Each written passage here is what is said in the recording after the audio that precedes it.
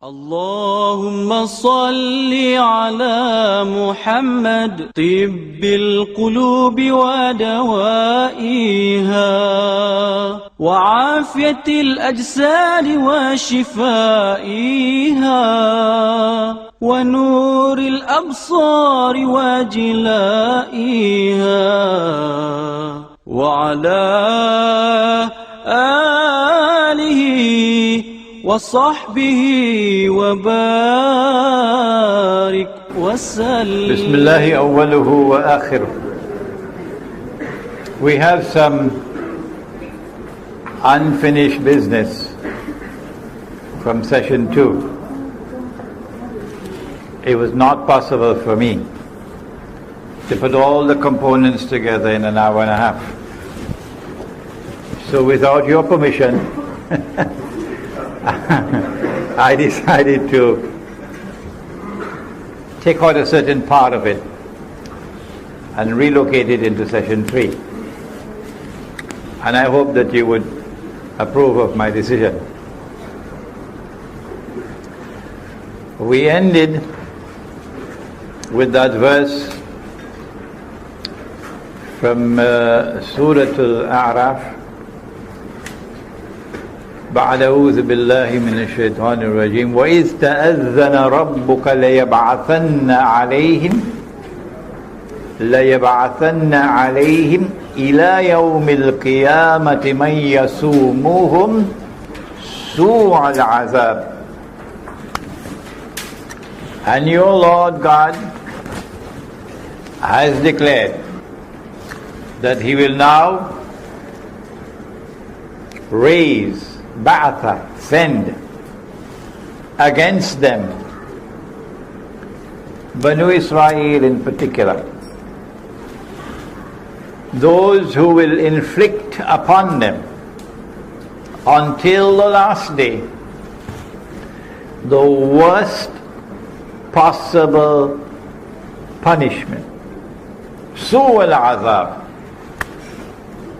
Who are they who are now going to be raised? And when we have understood who are those who are going to be raised, we will understand the reality of the world today. We'll be able to anticipate events that are going to come tomorrow, and we'll then be able to deal with guidance and strategy. The Prophet ﷺ came upon companions of his who were sitting talking amongst themselves. And he asked, what are you talking about? And they said, we are talking about the signs of Akhiru Zaman, the Sa'ah. And then he replied in an answer which is located in Sahih Muslim, that the last hour will not come until, and he mentioned 10 signs. And if I had you as my class, then I could say no dinner for you until you memorize all 10. So you got in the way. These 10 signs have not been given to us in the chronological sequence in which they will occur. No. So not because I mentioned Dajjal first, does it mean that this is the first to occur. The 10 signs are, number 1, Al-Masih al-Dajjal. Al-Masih is Nabi Isa alayhi salam. Al-Masih al-Dajjal is the false Messiah, the one who will seek to impersonate the true Messiah. The Christians call him the Antichrist.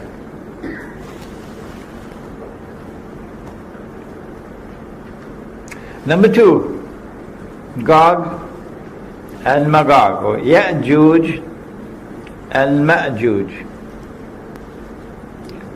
Number 3, which is the sign of all signs, the mother of all signs. Number 3, the return of the son of Mary. Number 4, dukhan, or smoke. Number 5, dabbatul ard, beast or a creature of the ard. Ard means the material universe. Ard means the earth. Ard means the land. Al-Ardul Muqaddasa, the Holy Land. So Dabbatul Ard could be a beast or a creature of the material universe, a beast or a creature of the earth, a beast or a creature confined to the Holy Land, located or tied with the Holy Land. You make your choice. But when the Quran speaks about the beast, it says, and again we have another problem here with punctuation. The punctuation did not come with Jibreel alayhi salam. So in nearly every single copy of the Quran that you put your hands on, you see tukallimuhum, tukallimuhum, that the beast will speak to them. Whereas if we change the i'rab, it becomes taklimuhum, will wound them. A beast will wound people. The context is clearly in favor of the second reading rather than the first. Number 6, that the sun would rise from the west.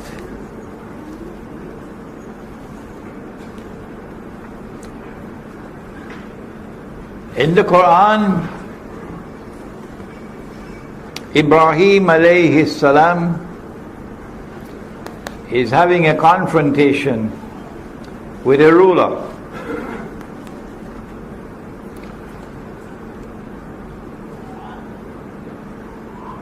And the ruler says, "Why should I worship your Lord?" And Ibrahim alayhi salam says, "My Lord gives life and takes life." So the ruler said, "But so do I. So do I." Meaning, I can give the order and your life will be taken. And I can spare you. So I can give life and I can take life. To which Ibrahim alayhi salam responded and he said, "Well, my Lord causes the sun to rise from the east. Why don't you cause it to rise from the west?" My Lord causes the sun to rise from the east. If you are truthful, why don't you cause it to rise from the west? So the true sunrise is a sunrise from the east, and a false sunrise would be a sunrise from the west. But Allah also says in the Quran, "La tabdila li khalqillah," that there is no change in Allah's creation. And so we get the scientific principle of the uniformity of nature. Hadith says that the sun will rise from the west. And now we are inundated. The emails keep coming regularly about some gravitational change in the polar structure of the world, and scientific terms Imran Hussein doesn't understand. And they've been coming after me, struggling and struggling and struggling. I don't know who is paying them to do it, to convince me that the sun is actually going to rise from the west, literally. And that's what the hadith says, it's going to rise from the west, literally. And my response is, if that's your belief, well, so be it. I'm afraid I don't agree with you. Would you kindly allow me to hold on to the Quran? The Quran tells me, and my eyes also tell me, that the sun rises from the east. And the Quran tells me that Allah's creation does not change. No. Except that there will come a day when this entire material universe is going to be subjected to something called tabdeel. And it will be transformed into something which will be غَيْرَ الْأَرْضِ وَالسَّمَوَاتِ. So I'm not talking about that event, when the earth is going to pitch out of its bosom all of its burdens, and the earth is going to speak on that day. We're talking about previous to that event. The sun is going to rise from the east in accordance with the Quran, not from the west. And so I understand it to be symbolic language, not to be literally understood. But you don't have to accept my view. No. However, it'll be so nice of you if you respect me. Respect me to allow me to hold the view I want to hold, and don't push it down my throat. I don't do that to you, do I? So you don't do it to me. So number 6, that the sun would rise from the west. And I understand that to be that the world is going to experience what is in fact a false sunrise. A new world order coming into being, which will be exactly opposite to the one that Allah created. Exactly opposite in everything to what Allah has ordained. And I say that world has already come into being. Yes. It's modern Western civilization, which today has taken control of the world. But you don't have to accept my view, and let's not argue over it. Number 7, 8, and 9. 3 khusuf, plural of khas. 3 earthquakes. But these are not just earthquakes. These are movements of the earth which will cause a sinking of the earth. And the earth will swallow what it swallows. 1 in the east, 1 in the west, and the third one in Arabia. And number 10, that a fire will come out of Yemen. We have anyone from Yemen? No one from Yemen? Okay.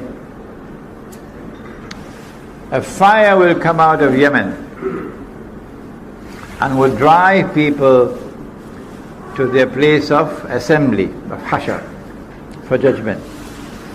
These are the 10 known as the major signs. And in these 10 major signs you find major actors of Akhir Zaman and major events of Akhir Zaman. We want to focus now for a while on Gog and Magog. Why?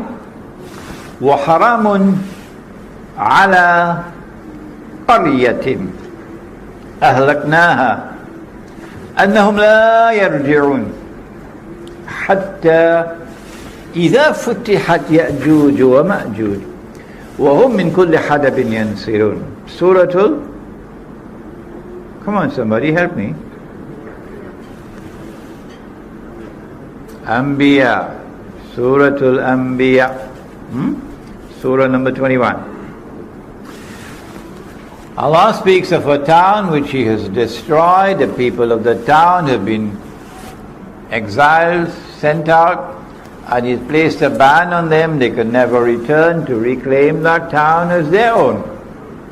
Until Gog and Magog have been released, Futihat, open.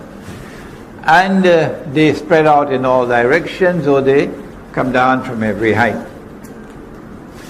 Using our methodology, and this is the book in which I have done it, the Islamic view of Gog and Magog in the modern world, and my wife has just informed me that we're running out of some copies, but never mind, give your name, and we'll try to get the books to you, inshallah, if we run out of copies.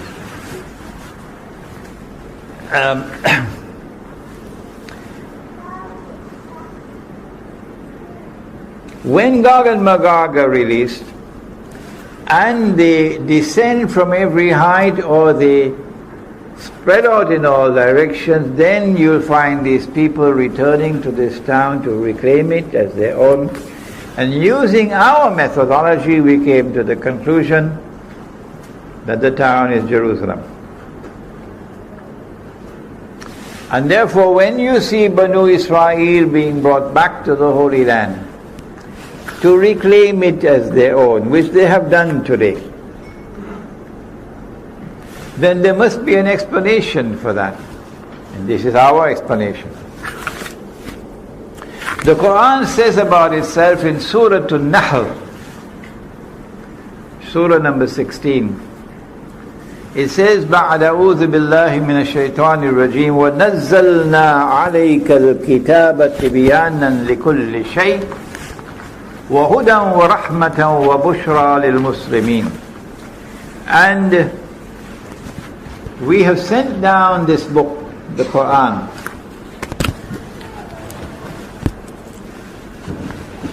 with an explanation in it for all things. تِبْيَانًا لِكُلِّ شَيْءٍ. This is a book which explains all things. It doesn't tell you how to fry fish, because you don't need that guidance from Allah. But all those things wherein you need guidance from Allah, Allah provides the answers. Banu Israel were driven out of the Holy Land 2,000 years ago or more.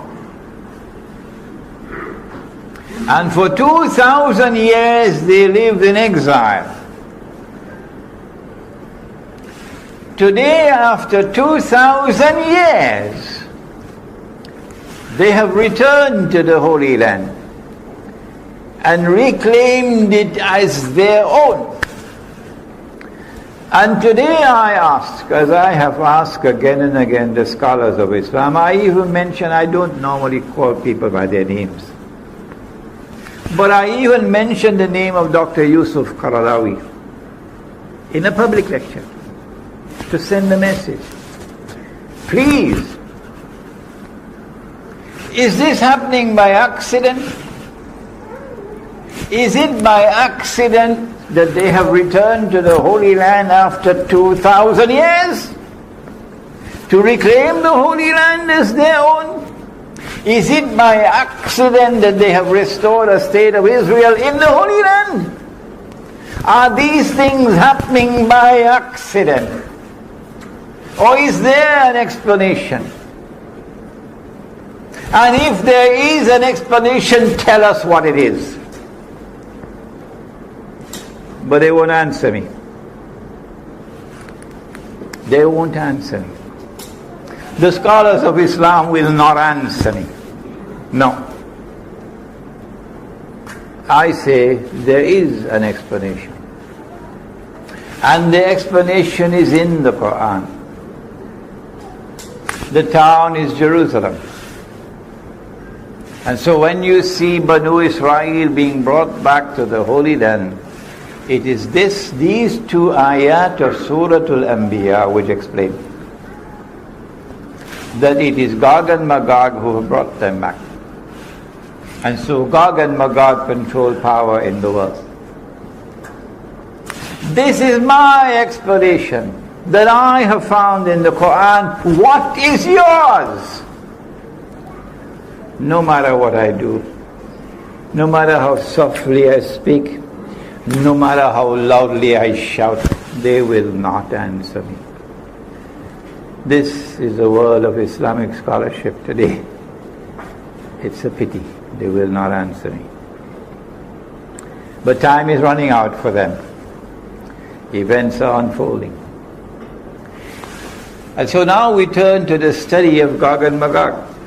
And we don't have time today to do an exhaustive study, but we turn to Surah Al-Kahf of the Quran. وَيَسْأَلُونَكَ عَنْ ذِي الْقَرْنَيْنِ قُلْ سَأَتْلُو عَلَيْكُم مِّنْهُ ذِكْرًا. The rabbis were in Medina, And the Quraysh sent a delegation to find out from them, how can we tell whether this man, Nabi Muhammad ﷺ, is indeed a prophet? The rabbi said, ask him 3 questions, which only a prophet can answer.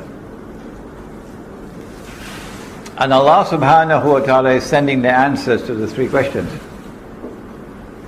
One of the questions was, ask him about the great traveler. Ask him about the great traveler who traveled to the 2 ends of the world. The second question was, ask him about the ruh. The third question, ask him about the young man of old who had a strange story in a cave.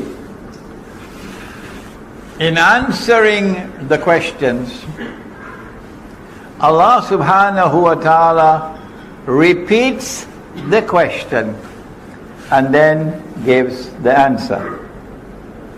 And so you see how it begins. وَيَسْأَلُونَكَ عَنْ ذِي الْقَرْنَيْنِ.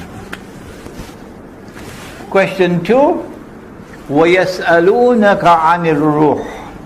And they question thee about the ruh, the soul. But question 3, no repetition of the question. وَيَسْأَلُونَكَ عَنْ. No. Why not? Everything that happens in the Quran happens for a particular purpose. And for those who are observant and who think and ponder, there are lessons to be learned. So with question 1, ask him about the great traveler who traveled to the 2 ends of the earth. And we are told that this traveler is called Zulqarnain, the one who possesses 2 qarns. And qarn can mean a horn, so qarnain will be 2 horns. And qarn could also be an age or an epoch, a time. So qarnain will be 2 ages. So this is a man who is either of 2 horns or impacts upon 2 ages. قُلْ سَأَتْلُ عَلَيْكُم مِّنْهُ ذِكْرًا. I am going to tell you something about him which must be remembered. إِنَّا مَكَّنَّا لَهُ فِي الْأَرْضِ وَآتَيْنَاهُ مِنْ كُلِّ شَيْءٍ سَبَبًا. Behold, we established him on earth securely, with the power and with the means, with the capacity and the knowledge and the right means to achieve anything that he might set out to achieve. And so surely a superpower, not an ordinary power, a superpower. فَأَتْبَعَ سَبَبًا. And so he chose the right means now to do what he wanted to do.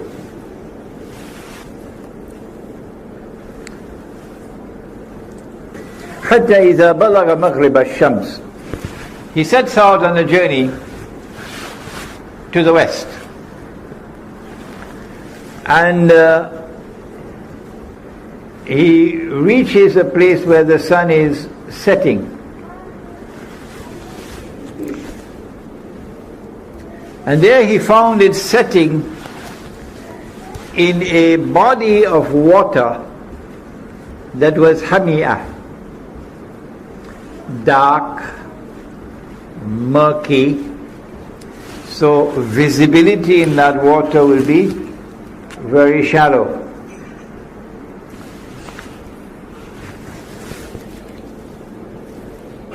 And there he came across a people, and then Allah subhanahu wa ta'ala now wants to teach a lesson. Zulqarnain possesses power to do whatever he wants to do. But Zulqarnain also has faith in Allah. When power rests on the foundations of faith, how will power be used? So Allah subhanahu wa ta'ala says to Zulqarnain, قلنا يا ذا القرنين إما أن تعذب وإما أن تتخذ فيهم حسنا. You have a choice to use your power either to punish or to reward. Treat them nicely. How are you going to use your power? Next verse. Zulkarnain then responds and says, those who are committing acts of wickedness, zulm, oppression, I will use my power to punish them. And when they return to you, you will also punish them. And so the perpetrators of injustice and oppression and wickedness will be punished both here and there. And so there will be an essential harmony between this world hereunder and that world above. Okay? But those who are righteous in conduct, I'm going to treat them well and reward them and only give them that which is easy for them to fulfill. And so when power rests on the foundations of faith, power will be used to punish the oppressor, and power will be used to support and to help and to reward those who have faith and who are righteous in conduct. That is what the world could have been if we had followed the Quran. That is what the world could be like if you follow the Quran. Is it possible for us to identify that body of water? If we can, we'll be on the way to locating the geographical location of the area in which we're talking about. We're going to do that in a moment, inshallah.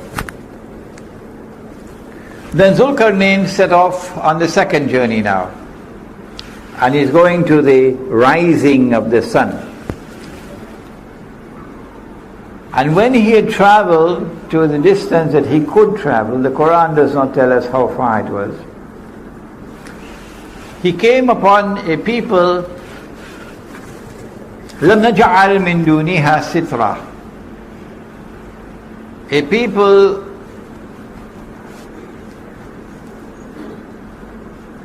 sometimes the Quran is agonizingly short in expression. Agonizingly. Only 4 or 5 words. That's all that you have. لَمْ نَجْعَلْ لَهُمْ مِن دُونِهَا سِتْرًا. We have not provided for them as a covering other than this covering. Covering from what? Who are they? We have to try to penetrate now and give our own understanding. It appears to us that it is the natural covering that you have from the sunshine. So a people living a primitive way of life. A people living a primitive way of life. When power rests on the foundations of faith, how will power be used when it confronts a people living a primitive way of life? Will they also have human rights, primitive peoples? Or do they have less than rights that others have? Suppose you have a whole basin of oil underneath there, and this oil company has located and discovered this huge basin of oil, billions of barrels of oil underneath there. But above, it's the primitive people living this primitive way of life. Which takes priority? The rights of exploitation of the oil, or the rights of the people to live undisturbed? The false sunrise says the oil is more important. So take the people and ship them to Siberia. People are not important. You can dispense with their rights. Power is used to exploit the resources of the earth for our benefit, but not Zulkarnain. كذلك. Even it's only one word. That's all. One word. كذلك. وقد أحطنا بما لديه خبرا. Allah uses one word to respond. كذلك. وقد أحطنا بما لديه خبرا. And Zulkarnain, we understood. Allah understood why he acted in the way that he did. He left them as they were, undisturbed, indicating that the human rights of even the most primitive of all people take precedence over Aramco. The human rights of even the most primitive of all people. And he left them as they were. And then he went on to the third journey, which is verse number 92. They had asked of only 2 journeys to the 2 ends of the earth. But Allah knew that they wanted to know whether Nabi Muhammad ﷺ knew about the 3rd journey. That's why they only asked about 2. And Allah is now giving a 3rd answer. Having given the 1st and the 2nd, He now goes to the actual target of the question, which is the 3rd journey. And it is on the 3rd journey that you come to one of the major signs of Akhirul Zaman, which was the target of the question. They wanted to know whether Nabi Muhammad ﷺ knew about Gog and Magog. And so now he travels in the 3rd direction. إِذَا بَلَغَ بَيْنَ السَّدَّيْنِ. He comes to a place between a pass between 2 mountain ranges. On this side are mountains, on this side are mountains. And in between there is a pass. Can we locate geographically where we're talking about? Is it possible? A pass between 2 mountain ranges.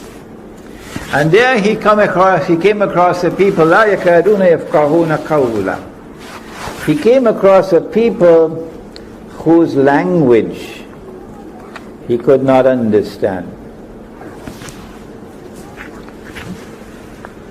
Because their language was unique. Their language had no connections with other language in that region.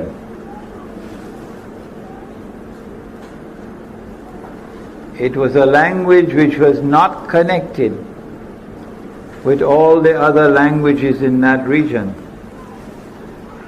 It was a unique language. We're getting clues along the way, important clues for locating. When they had learned to communicate with each other, then these people spoke to Zulkarnain and said to him, Ya Zulkarnain, O Zulkarnain, Inna Ya'juj wa Ma'juj mufsiduna fil ard. Gog and Magog are committing acts of fasad in our territory. There are many sins that we can commit, but only some of them are called crimes. A sin you punished up there, but a crime you punish here as well. And amongst the crimes, amongst the criminal acts that we can commit, there are gradations of punishment. Like if you steal, cut off your hand. But the punishment that is severest of all is the punishment for fasad. It is not only that which corrupts but also destroys. So societies can collapse. Societies can be destroyed because of fasad, not just individuals or families. And fasad comes in many different forms. For example, Sodom and Gomorrah and their homosexuality. That's fasad. The corruption of agriculture. That's fasad. Many different kinds of fasad described in the Quran. And a good student will want to do some research and write a paper on fasad in the Quran. So Gog and Magog have PhDs in fasad. And so the punishment is the most terrible of all. At the lowest level of punishment is banishment. But at the highest level of punishment, it is cut off the hands and feet on opposite sides and crucify them until death. That's the worst punishment in the Quran. And this is what Gog and Magog do. But in the hadith, Allah speaks about Gog and Magog and He says, I have created creatures of mind so powerful, Sahih Muslim, that none but I can destroy them. So they have almost an indestructible power. And they use their power exactly opposite to Zulqarnain. He uses his power to punish the oppressor. But they use their power to oppress. He uses his power to reward those who are righteous in conduct and treat them nicely. They use their power to wage war on the believers. He uses his power in such a way that shows respect for human rights.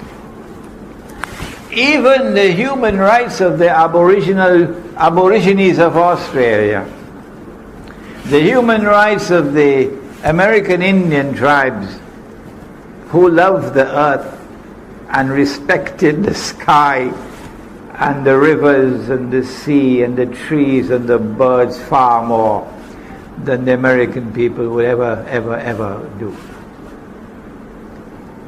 How do you treat these people?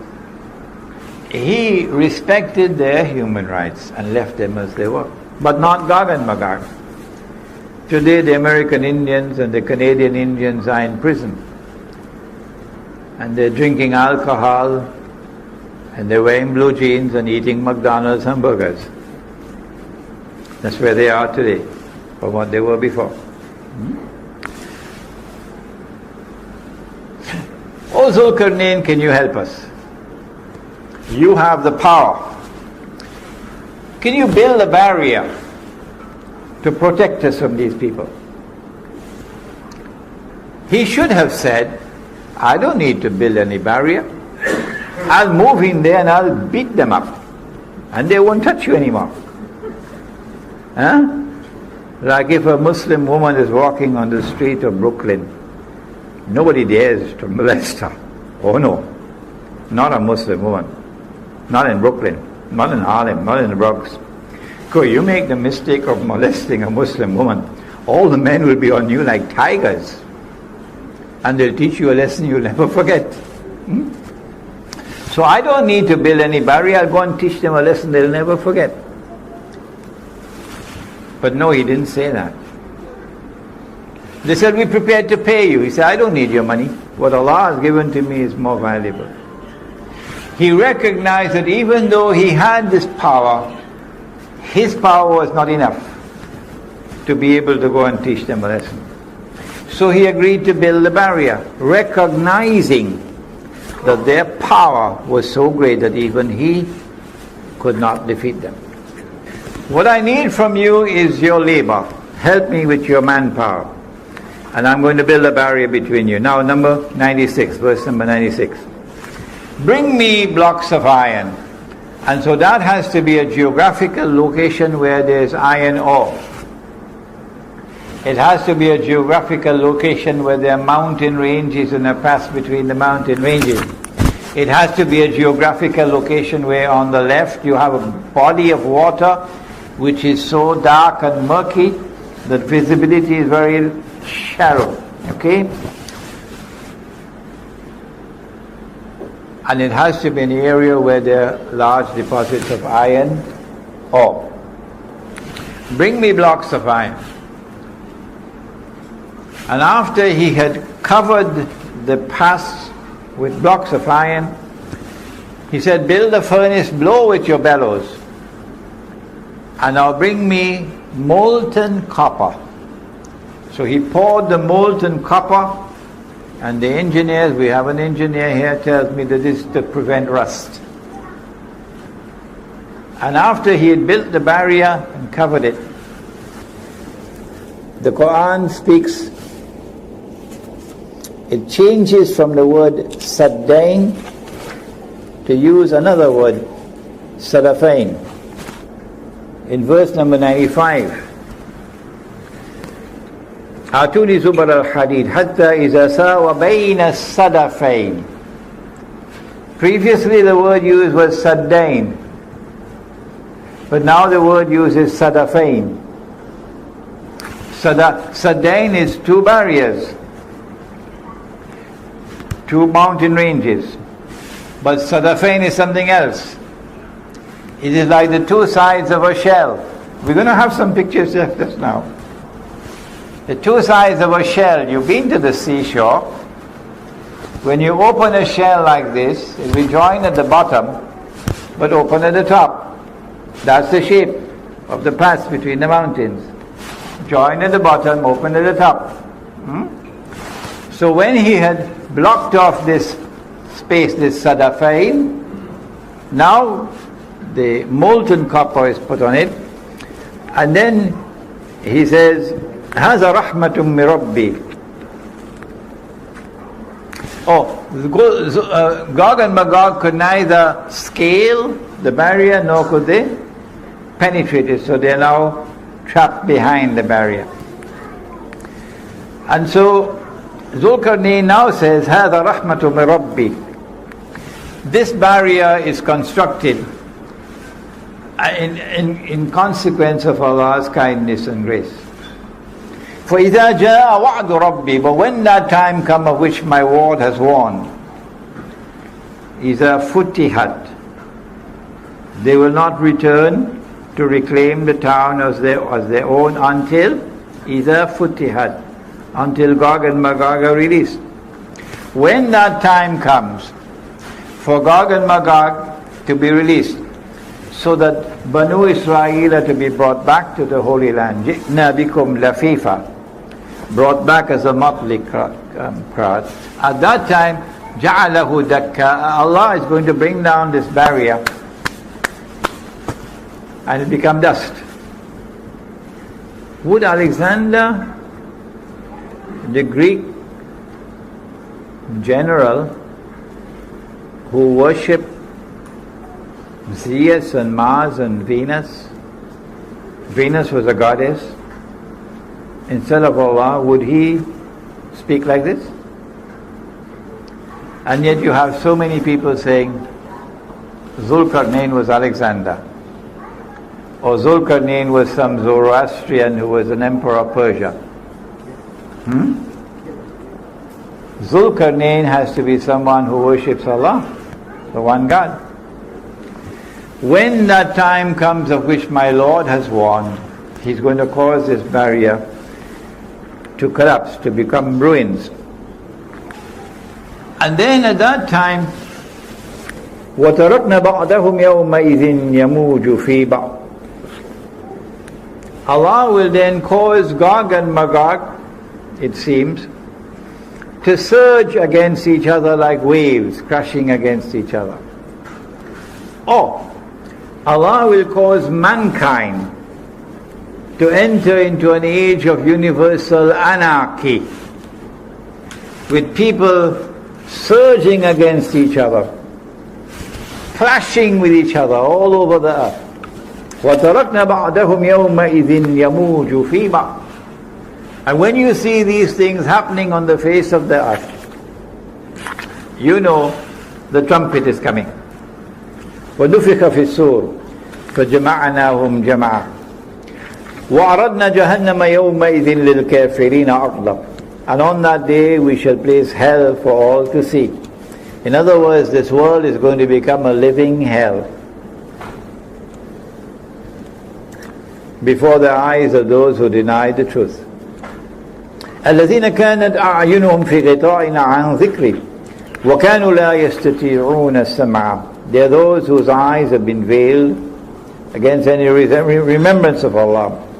They could not bear to listen to the voice of truth. And then finally, this verse has to be included in the passage. أَفَحَسِبَ الَّذِينَ كَفَرُوا أَن يَتَّخِذُوا عِبَادِي مِن دُونِي أَوْلِيَاءَ إِنَّا أَعْتَدْنَا جَهَنَّمَ لِلْكَافِرِينَ نُزُلًا. Do they who reject the truth, do they perchance believe that they would succeed in embracing my true servants who worship me to become their awliya, their friends and their allies, while excluding me? And thus to trap them in the world which would become a living hell. Verily we have readied hell, Jahannam, to welcome all those who deny the truth. This is the passage of the Quran that introduces the subject of Gog and Magog. Now let's turn to the pictures and see whether we can locate. This is the Caucasus Mountains here, the white being the snow. And on the left side there is a body of water which is so dark and so murky, with so much algae in it, that it has been given a name. And that name has been there with it for many, many, many years, even the time of Ibn Kathir. It's called the Black Sea. It's called the Black Sea. Why? Because it is so dark. If you go to the Mediterranean Sea and you're on a ship, you can see several meters underneath the water. But if you go to the Black Sea, you'd hardly be able to see more than 1 meter underneath the water. Ibn Kathir recognizes this to be the sea mentioned in the Quran as Hamiyah. On this side of the Black Sea is the Caspian Sea. And in between the Caspian and the Black Sea is this body of land. So we see that Zulkarnain is traveling in that direction to the west, and then in this direction to the east. And incidentally, the Caspian Sea was destined to hold a huge basin of oil. A huge basin of oil underneath the Caspian Sea. The Caucasus Mountains are an unbroken range of mountains from that end to this end. But in between the Caucasus Mountains, there is one pass, only one, in between. It's called the Darial Gorge. Let's see if we have photographs of that. Here we are, the Caspian Sea, you can see it here. The Black Sea out there, that's Turkey. This is Syria, this is Iraq, this is Iran. And further south is the Holy Land. Next.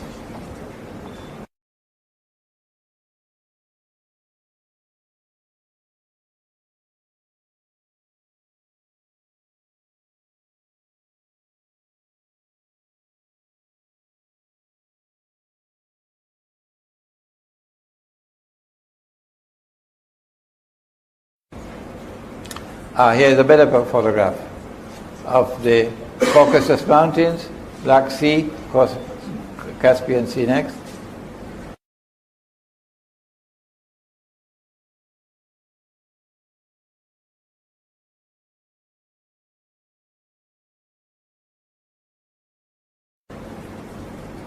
the Black Sea. You could see how black it is. And I have this photograph in my book, Gog and Magog. The Russian fleet, nuclear-powered Russian fleet, is over here.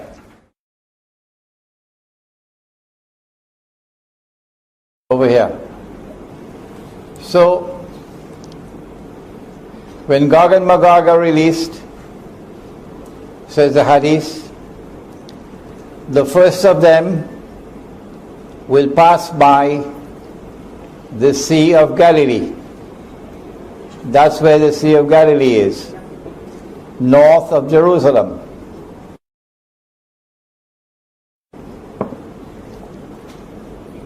The Sea of Galilee is north of Jerusalem. And Gog and Magog are heading for Jerusalem. The word Jerusalem does not occur in the Hadith. It's the word Baitul Maqdis. So Gog and Magog are going to come down. The word Baitul Maqdis is actually there in the Hadith. Gog and Magog are going to come down to Baitul Maqdis. And in the process of going to Baitul Maqdis, they're going to pass by the Sea of Galilee. So they're coming from the north. They're coming from here. Alright? So Zulkarnain travels this way and then this way. And in between is the passage. See if you can find that. The passageway between. Here we are. There is the gorge, and there's one side, and there's the other side. And it's like an open shell. See, the Quran is describing this Sadafain. There they are again, the Sadafain. Go ahead. Oh, terrible. An open shell. No, this is better than the one I have in my book. The one in my book is really ugly. An open shell. So we see the two sides of the shell there. Alright? So previously the Quran had used the word Saddain, but now it uses the word Sadafain. The two sides of an open shell like that. Go ahead. Better. There you are. The two sides of an open shell. There you are, and that's the gorge in between. Go ahead.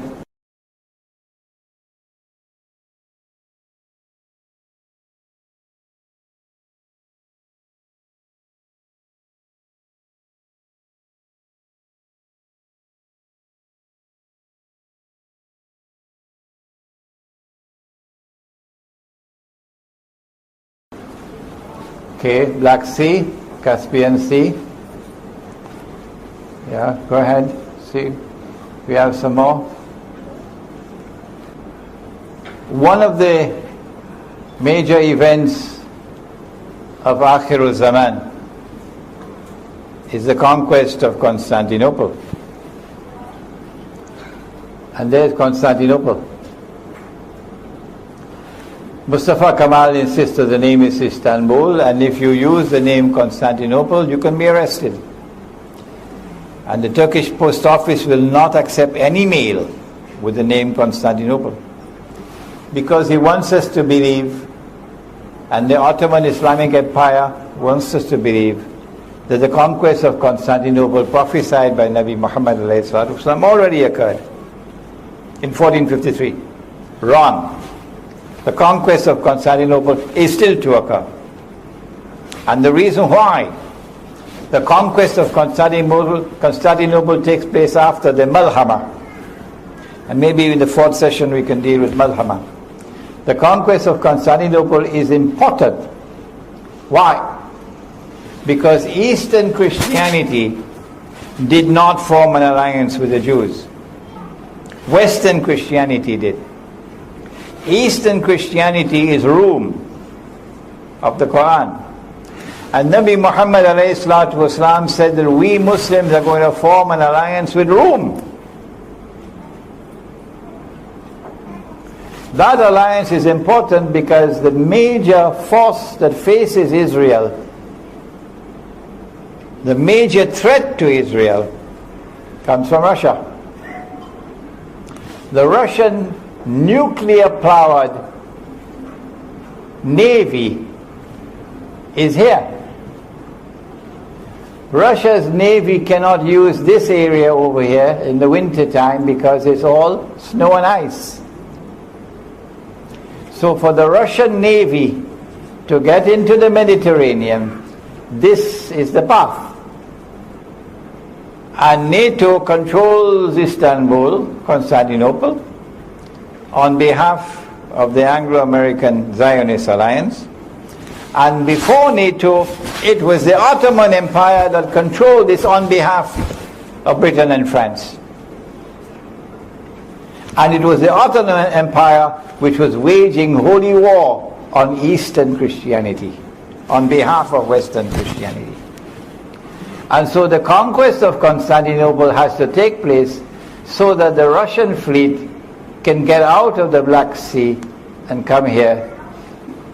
So we have, I believe, established for you the geographical location of Gog and Magog. A people who are located behind the barrier. Behind the barrier, on that side of the Caucasus, were the Khazar, a tribe of people who converted and became Jews. Must have been on a Sunday morning. And some of them converted from Judaism and became Christians. Must have been on a Sunday evening. So you have Khazar who are Jews, and you have Khazar who are Christians. But they did not become Jews because of religious conviction.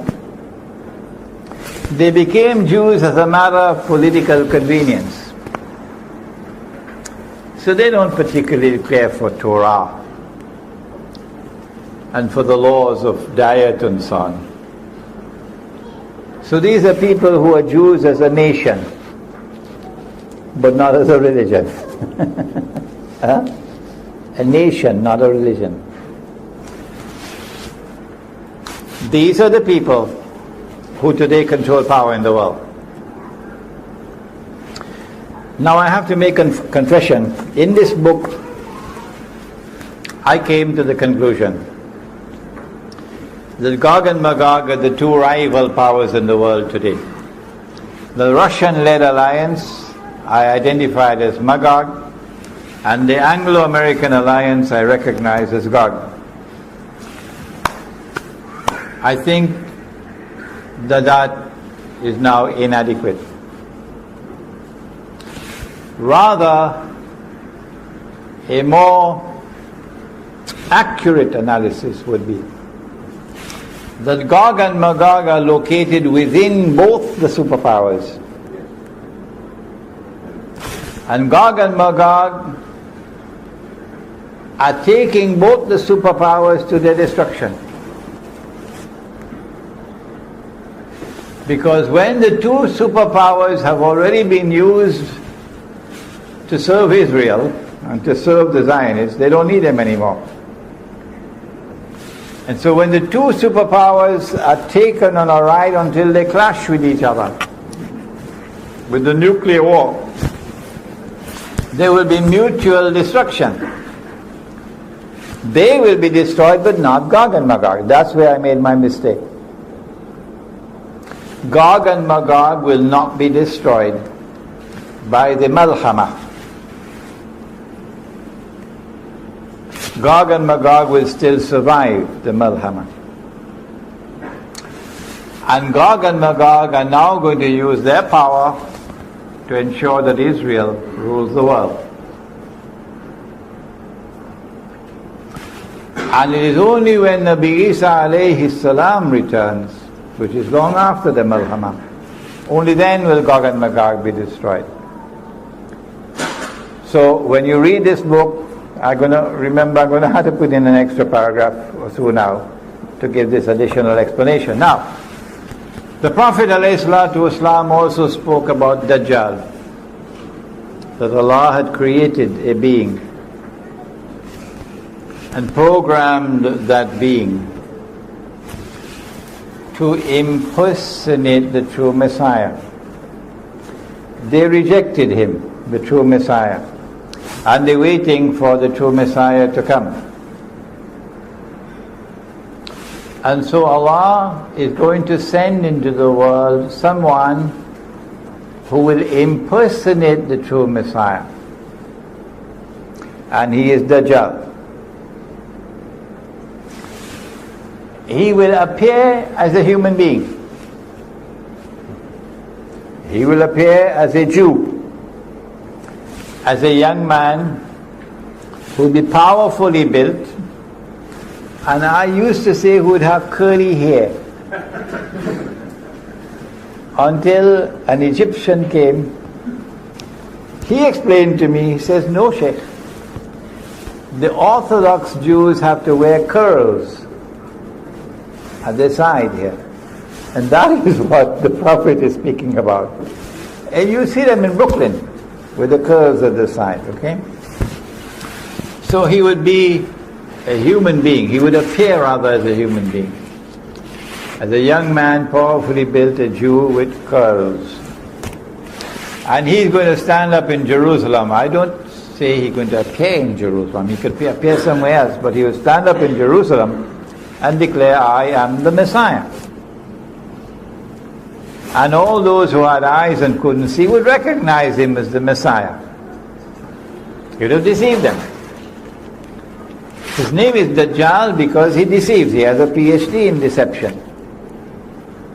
In order for him to successfully impersonate the Messiah, he's got to rule the world. He's got to establish his power as the supreme power in the world. When he has done that, he has to rule the world from the Holy Land. Only then he can declare, I am the Messiah. A convenient earthquake will have to take place, which will bring down Masjid al-Aqsa, and they have the power to do convenient earthquakes. And then he has to rebuild the temple. And then he declares, I am the Messiah, and they'll accept him as the Messiah. But he would not be the Messiah, he would be Dajjal. In this book, I have explained, and this is not a hadith, it's a logical deduction. In order for him to successfully impersonate the Messiah, number one, he'll have to liberate the Holy Land, which is under control of Muslims. Liberate it for the Jews, that is. He's already done that. He's already done that. Number two, he'll have to bring the Jews back to the Holy Land to reclaim it as their own. He's already done that. Number three, he'll have to restore a state of Israel in the Holy Land and get them to believe that this is Holy Israel when it's an impostor. He's already done that. Number four, he'll have to cause that Israel to become the ruling state in the world. Israel may already be ruling the world today, but is doing it from behind the hijab. But in order for Israel to be recognized as the ruling state, the hijab has to be moved. Israel cannot rule the world while the United States is the ruling power. In this book, I have analyzed a hadith that when Dajjal is released, he live on earth for 40 days, a day like a year, a day like a month, a day like a week, etc. And I have come to the conclusion that in a day like a year, which was stage one, he caused Britain to become the ruling state in the world.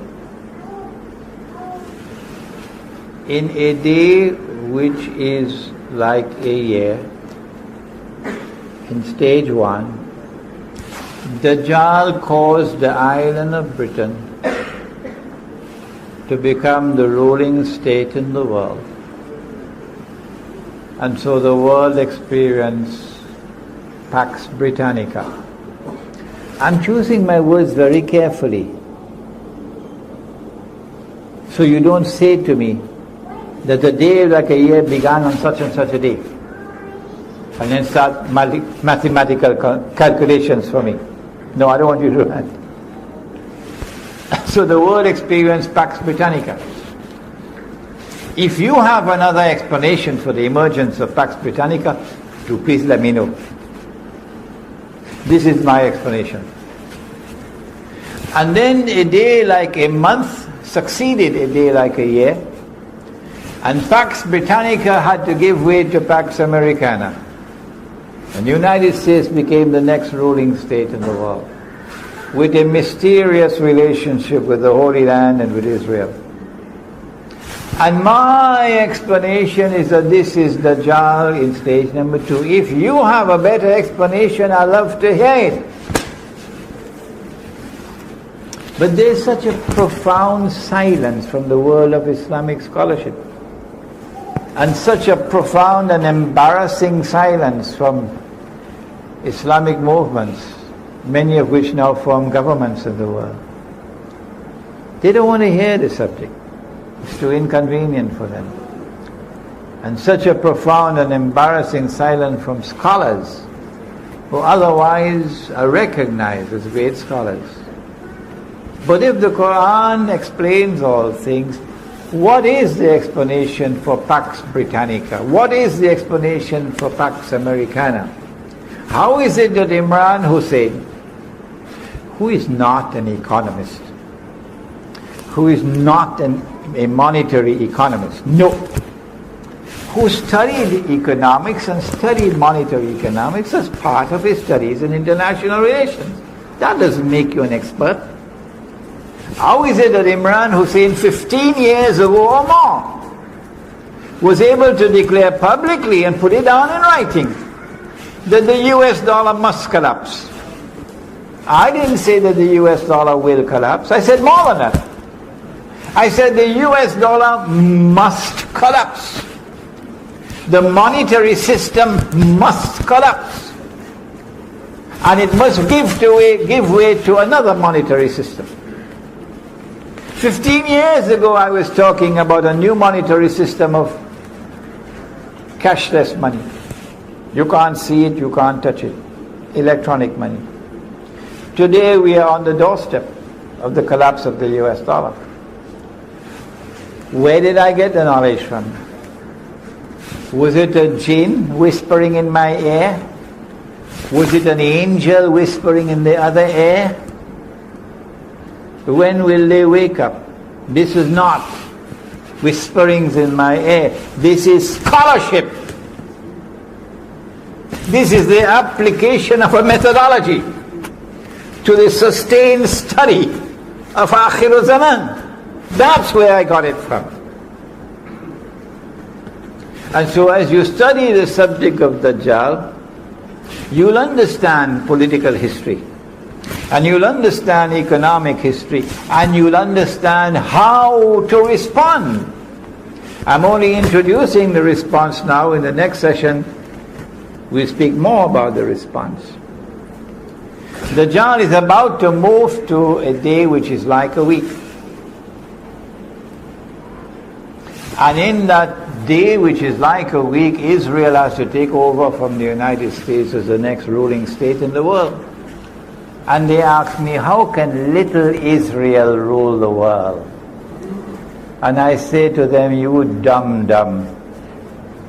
Is there any American politician in the ruling state in the world today who has any kind of a hope to win an election if he stands up against Israel? You dumb. Israel controls the United States of America. And the President of Israel, or the Prime Minister, Ariel Sharon, he said that. We control the United States. He said it publicly. So it's not little Israel. It is the Zionist movement, it's the Anglo-American alliance, which is now a Zionist alliance. It is Gog and Magog. They are the ones who control power in the world, and they are delivering to Israel the status of ruling state in the world. In order for Israel to rule the world, it has to rule over the Arabs. And so you had the first Arab Spring 100 years ago. You've got to study history. This is not the first Arab Spring. The first Arab Spring was 100 years ago. And that first Arab Spring eased out the Ottoman Empire and brought into being client states that were overtly client states. Saudi Arabia, who will now control the heartland of Islam on behalf of the Zionists. It brought into being governments and rulers who now acted on behalf of the Zionists. The second Arab Spring is doing the same thing. The biggest obstacle in the way is Syria. And the most important plum in the whole basket is Syria. Is Syria. And in order for them to rule the world, they got to rule over the Arabs. To rule over the Arabs, you have to decimate the Arabs. You can't have so many Arabs, there are too many Arabs. And so, وَيْلٌ لِلْعَرَبِ مِنْ شَرٍ قَدْ اقْتَرَبَ, said Nabi Muhammad alayhi salatu wasalam. Woe unto the Arabs, because of a great evil which is going to come upon them. It's close, Gog and Magog. And he prophesied that the Arabs are going to be wiped out by plague. So biological warfare. The Arab Spring is meant to lead to the Arab slaughter. So you have a manageable Arab population in the world. And when the attack on the Arabs takes place, the biological one, the only place where you can find safety is in Mecca and Medina. Because neither Dajjal nor plague can enter into Mecca and Medina.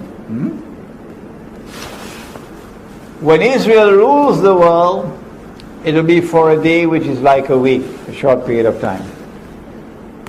And that will be the time of the most intense oppression for Muslims. At the end of that day, which is like a week, we're going to experience the emergence of Dajjal in person.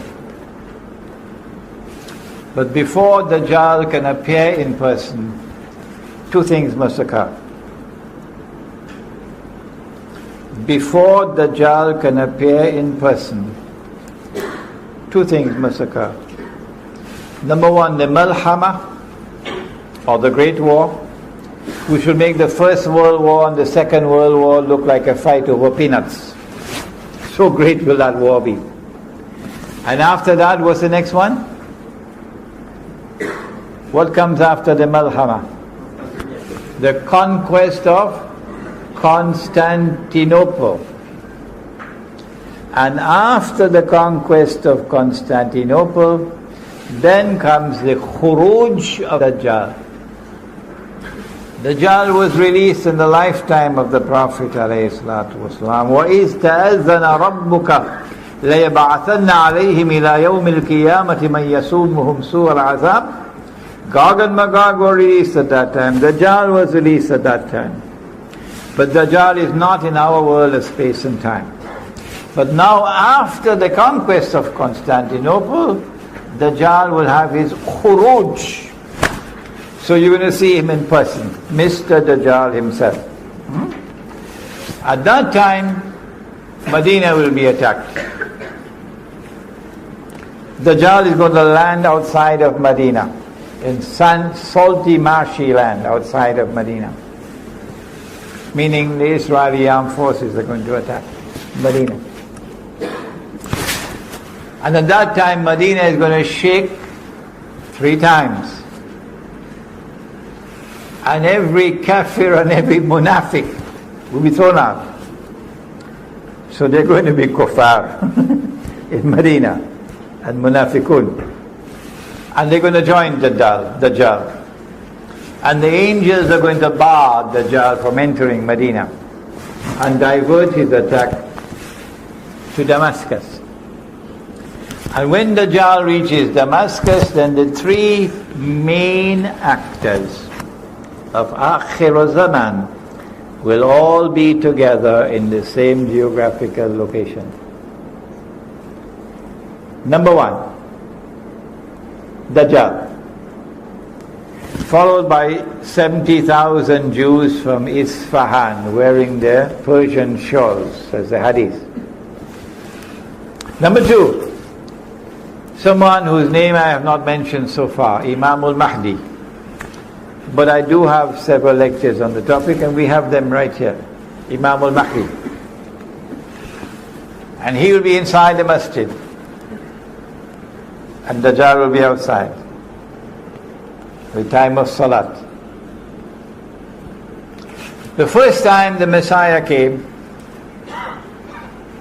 Allah appointed someone to positively identify the Messiah. Who was he? John the Baptist.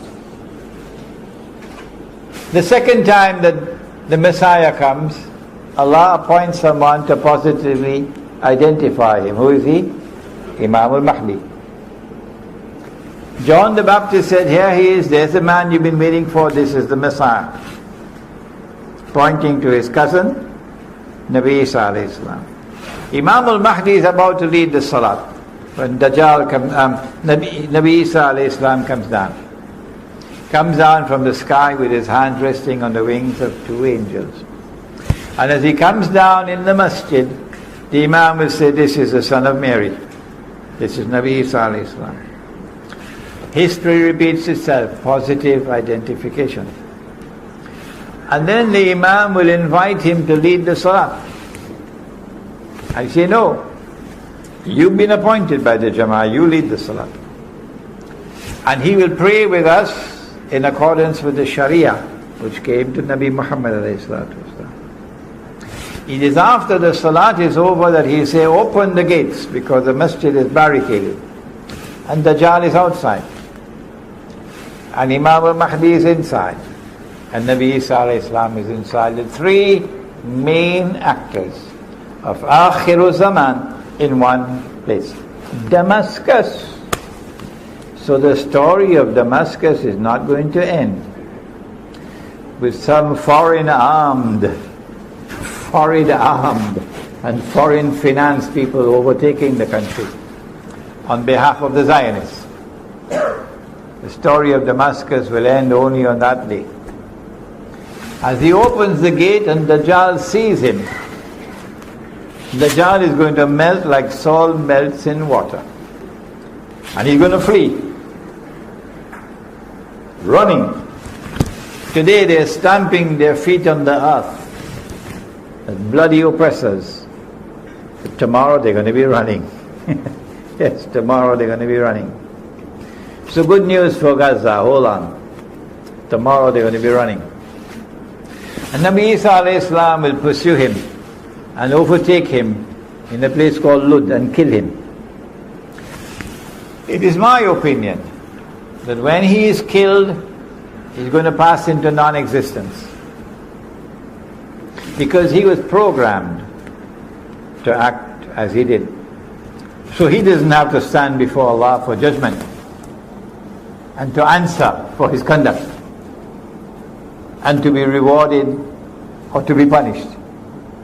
No, because Allah created him as a special creation. قُلْ أَعُوذُ بِرَبِّ الْفَلَقِ مِنْ شَرِّ مَا خَلَقَ. An evil creation to test mankind and to punish mankind. How do we respond to the awesome facade of Gog and Magog? And how do we respond to the oppression of the Dajjal? My answer is, you can't beat them. This is a sinking ship. They're taking all of mankind down with it. And if you're on board a sinking ship, and you know it is sinking, and you cannot prevent it from sinking, what do? Do you collect money and build $1 million masjid? Huh? No. If you on board a ship and it's sinking, and all those who go down with that ship are going into the hellfire, you can't prevent it from sinking, then the only thing that a sensible, intelligent person would do is to get off that ship. And that's what the young man did in Surah Al-Kahf. It is a philosophy of withdrawal from a godless world to preserve faith. Let us end now with the hadith. The Prophet said, sallallahu ta'ala alayhi wa sallam, there are some who would have difficulties with the Prophet, you know. Why did he say this? Why can't we be a part of mainstream society? What's wrong with the blue jeans Jamaat? Yes. So why did he say it? But this is what he said. He said the time would come when a believer, in order to preserve faith, would have to flee to the mountainsides where rain falls and take with him some sheep and goats, which means withdrawal from the godless world to preserve faith. This is our response. Those who choose to remain in the cities, you must know that every city and every town is going to be destroyed. Surah Al-Isra. And those which are not destroyed are going to be punished with terrible punishment. We say withdraw to the remote countryside and build small communities of people who worship Allah with sincerity in their hearts. And we call that the Muslim village. The Muslim village will unite our people. So no sectarianism. No. The Quran and the Sunnah will unite our people. I have much more to say on the subject, but that will be in the next session, inshallah. ربنا تقبل منا إنك أنت السميع العليم وتب علينا يا مولانا إنك أنت التواب الرحيم برحمتك يا رحمن على نار الجحيم الله فهب لي توبة واغفر ذنوبي فإنك غافر الذنب العظيم إلهي لست للفردوس أهلا ولا أقوى على نار الجحيم الله فهب لي توبة واغفر ذنوبي فإنك غافر الذنب العظيم Tuhanku aku tidak layak untuk syurgamu tetapi aku tidak pula sanggup menanggung siksa nerakamu. Dari itu kurniakanlah ampunan kepadaku, ampunkanlah dosaku. Sesungguhnya Engkaulah pengampun dosa-dosa besar. Tuhanku, aku tidak layak untuk syurgamu, tetapi aku tidak pula sanggup menanggung siksa nerakamu. Dari itu kurniakanlah ampunan kepadaku, ampunkanlah dosaku. Sesungguhnya Engkaulah pengampun dosa-dosa besar. Ilahi lastu lil firdausi ahla wala aqwa ala naril jahim. Allah fahab li